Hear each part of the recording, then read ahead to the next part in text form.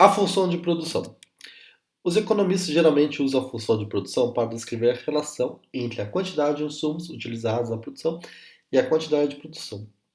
Isso aqui é uma função matemática que é y, né, que é a nossa produção total, é igual a o A, que é o fator de tecnologia, dado uma função baseado em L, que é labor, K, capital, H é human resource e N é natural resources.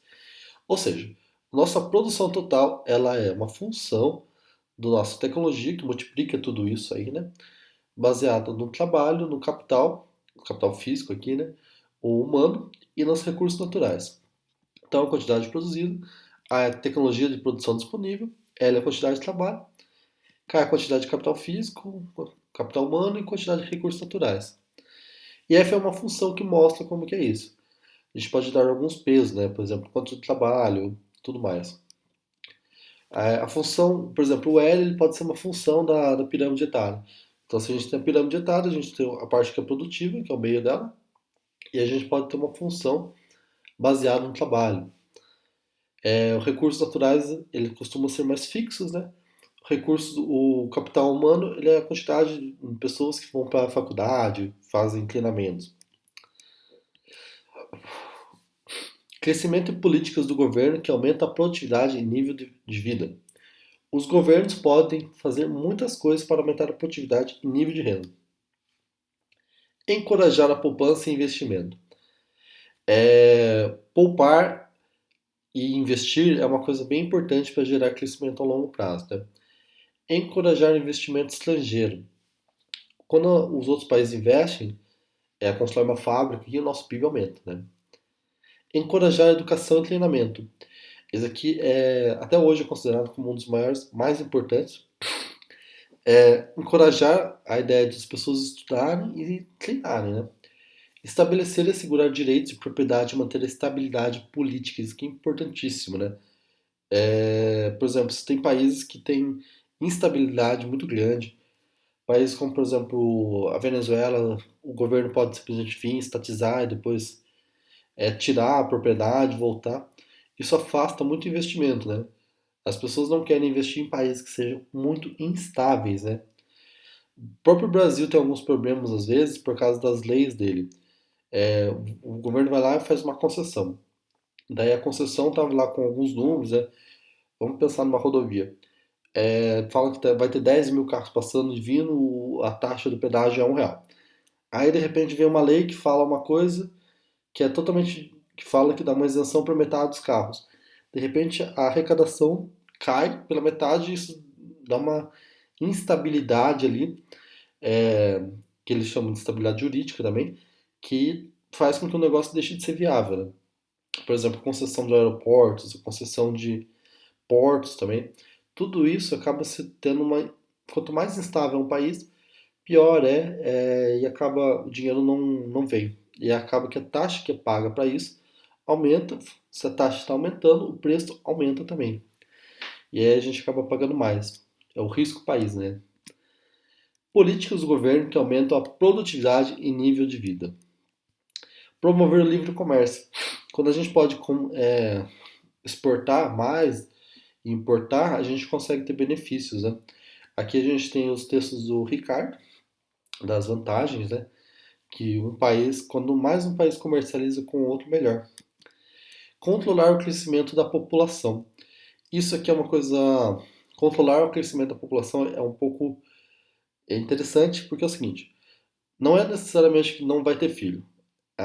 O importante de controlar o crescimento da população é você fazer com que o desenho da pirâmide etária, que não necessariamente é uma pirâmide, mas pode ser uma coisa um pouco mais reta, né? Ele seja constante. A China teve uma política do filho único, né? Que a ideia era diminuir a população jovem e aumentar a população que estava trabalhando. Hoje, a política chinesa se inverteu. A ideia é começar a ter mais crianças, porque senão a pirâmide etária deles, que antes era muita criança, vai se modificando e vai ter muita gente velha e pouca gente para trabalhar.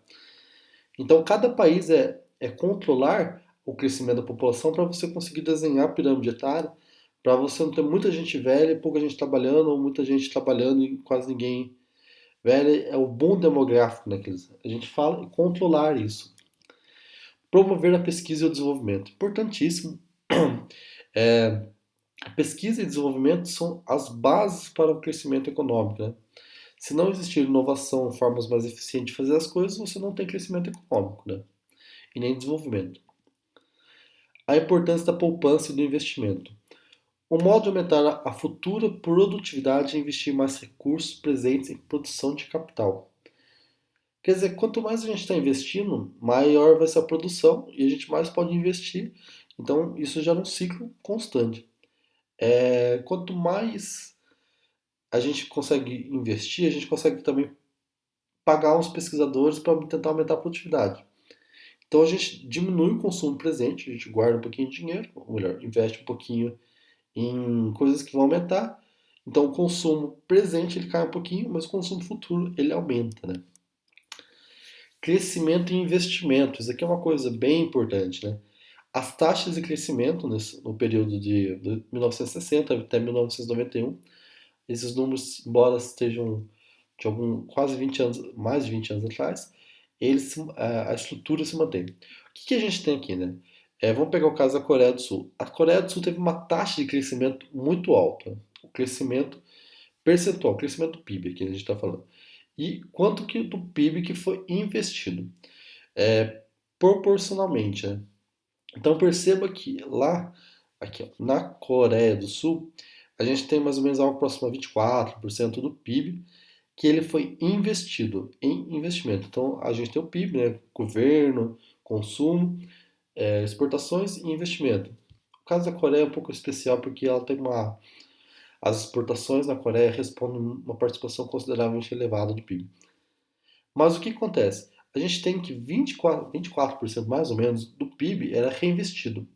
Isso foi suficiente para bancar boa parte da taxa de crescimento elevada, de quase 7%. Foi uma taxa muito alta. Singapura, pela sua vez, também tem uma taxa de crescimento bem elevada. Mas para atingir a mesma taxa de crescimento, ela teve que conseguir mais de 30%, né? Então, Singapura teve que poupar muito.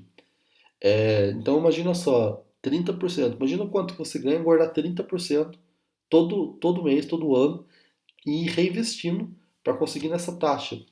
Então, foi uma geração inteira poupando dinheiro para que a próxima geração conseguisse ter de 60 até 90, foi praticamente mais de uma geração, né? Foram quase duas gerações, trabalhando e poupando muito para que os filhos desses conseguissem viver em um país de outro nível. O Japão, por sua vez, então, tinha uma taxa de poupança altíssima, né? Mais de 30%. Países, por exemplo, como Bangladesh e Ruanda, mantiveram taxas de poupança muito baixas e nunca não tiveram crescimento, né? São países que são pobres, tudo que eles produziam eles consumiam já e não conseguiam e ficavam presos ali numa uma taxa de desemprego, uma taxa de investimento e crescimento muito baixa. A Alemanha Ocidental, percebam que a Alemanha Ocidental é um caso bem interessante, que ela tem um investimento próximo a 30% do PIB. A Alemanha Ocidental teve, nesse período, né, década de 1960 a 90, tinha ali um certo conflito, né? E isso fez com que ela tivesse um investimento muito alto, né? Porque a ideia deles tinha todo o conflito ali da a Guerra Fria, a discussão. E vejam o Brasil. O Brasil tem uma taxa de investimento próxima a 18, 19% do PIB, mas ele não tem uma taxa muito elevada de crescimento, né? Então, existe uma certa correlação em que a taxa de investimento, quanto mais elevada ela for, maior ela consegue sustentar a taxa de crescimento do PIB. Existe uma correlação, ela não é perfeita, o PIB ele tem outros fatores, mas a taxa de investimento é um fator bem importante.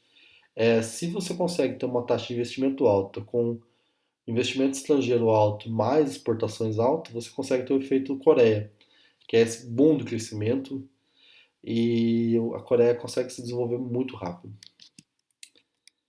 A importância da poupança e investimento, né? Quando o estoque de capital aumenta, a produção proporcionada por uma unidade extra de capital cai. Esta propriedade é denominada lei dos retornos decrescentes. Né? Devido à propriedade dos retornos decrescentes, um aumento na taxa de poupança leva a um maior crescimento apenas num dado momento inicial. Então, o país que está muito pobre, ele consegue poupar um pouquinho, ele consegue gerar um bom crescimento, mas vai chegar no momento que esse crescimento ele cresce, mas a taxa é decrescente, até que ele se estagna. E a partir do momento que ele está estagnado, ele não vai crescer muito mais. É o que a gente conversou nas outras aulas. O problema da renda média, o problema da renda média atinge muitos países, que consegue ter esse crescimento inicial, sai da pobreza, mas estagna na renda média e não consegue chegar na renda alta. A importância da poupança e investimento. No longo prazo, uma maior taxa de poupança leva a um maior nível de produtividade e renda, mas não a uma maior taxa de crescimento dessas variáveis. Então aqui ele consegue crescer até chegar no nível. Depois desse nível, ele precisa ter outras fontes de crescimento. O efeito de alcance refere-se à condição que tudo o mais constante é mais fácil para um país crescer rápido se no início do processo ele é relativamente pobre. Né? Então, quando o país é pobre, ele consegue sair da pobreza com relativa facilidade, mas depois disso ele tem essa dificuldade. Só para voltar aqui, existe algumas hoje umas teorias que falam que para um país superar a renda média, ou a armadilha da renda média, ele precisa gerar tecnologia. Então, se ele não consegue gerar tecnologia, ele nunca sai da renda média, ele fica preso. A partir do momento que o país consegue gerar um pouco de tecnologia, as escolas eles deixam só de ele deixa só de incorporar a tecnologia que vem dos outros países mais ricos, e ele começa a produzir sua própria tecnologia. A partir desse momento, ele consegue sair da renda média e ir para a renda futura. Essa é uma das umas teorias mais recentes, né?